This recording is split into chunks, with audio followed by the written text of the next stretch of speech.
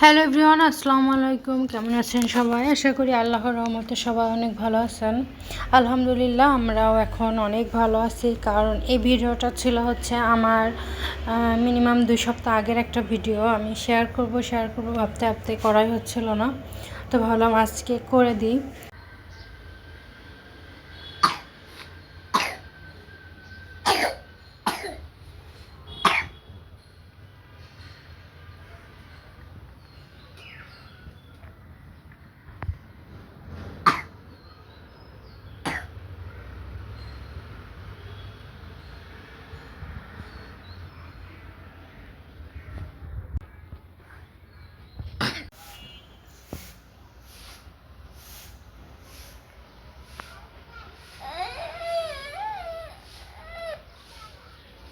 আর খাবা না?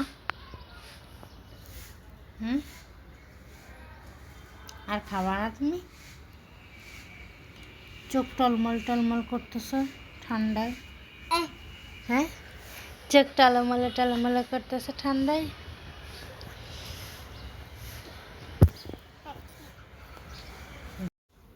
তো দেখতেই তো পেলেন ওই টাইমে আমার বাচ্চাটার শরীর কতটা অসুস্থ ছিল, একটুও খাইতে পারতেছিল না।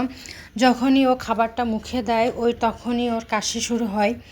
আর এদিকে কাশি, জ্বর, ঠান্ডা সব একসাথে। এই যে নেবুলাইজার দেওয়া হচ্ছিল ওকে। আমার বাচ্চাটার অনেক কষ্ট হচ্ছিল, কারণ ও ঠান্ডা লাগলে অল্প লাগে না, একদম এমনভাবে ঠান্ডা লাগে যে ওর খাওয়া দাওয়া টোটালি বন্ধ হয়ে যায়, তারপরে নিঃশ্বাস ছাড়তে পারে না। আপনারা দেখতে পারেন ও হা করে ঘুমাচ্ছে, ও নাক দিয়ে টোটালি কোনো নিঃশ্বাস নিতে পারতেছে না। ওর নাকের ভিতরে একদম ভিতরের দিকে আমাকে বারবার চেক করা লাগতেছিল নাক কি বন্ধ হয়ে গেছে কি না। লাইট মেরে মেরে বারবার চেক করতেছিলাম, কারণ ওর নাক টোটালি বন্ধ হয়ে যায়। এটা হচ্ছে রাতের বেলা, ও অলরেডি ঘুমাই গেছে।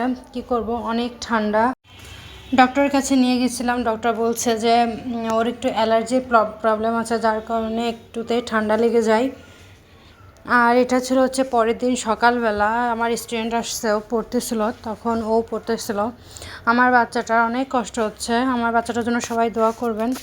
আলহামদুলিল্লাহ এখন একটু সুস্থ আছে। আবার আজকে থেকে দেখতেছি আবার নাক দিয়ে পানি পড়তেছে, কারণ একটু ঘামলেই ওর নাক দিয়ে পানি পড়া শুরু হয়ে যায়। এদিকে খেলাধুলা করবে, তো বাচ্চা মানুষ খেলাধুলা তো করবে, এদিকে আপনার অনেক গরম, যার কারণে একটুতে ঠান্ডা লেগে যাচ্ছে। আজকে সকাল থেকে দেখতেছি নাক দিয়ে পানি পড়তেছে, দেখি কি হয়। আল্লাহ ভরসা, ঠান্ডার জন্য আর না লাগে, কারণ ঠান্ডা লাগলে ওর অনেক কষ্ট হয়, খাওয়া দাওয়া টোটালি বন্ধ হয়ে যায়। যখনই শরীরটা একটু ভালো হয় তখনই আবার শরীরটা খারাপ হয়ে যায়, এই একটা না একটা কিছু লেগেই থাকে। আল্লাহর কাছে দোয়া করে আল্লাহ যেন বাচ্চাটাকে সুস্থ রাখে। আপনারা আমার ছেলেটার জন্য দোয়া করে দিন।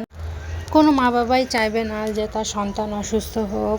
প্রত্যেকটা মা বাবাই চায় তার সন্তান যেন সবসময় সুস্থ থাকে, আল্লাহ যেন তাকে সবসময় ভালো রাখে।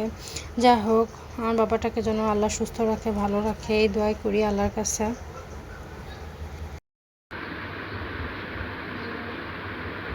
আল্লাহ আল্লাহ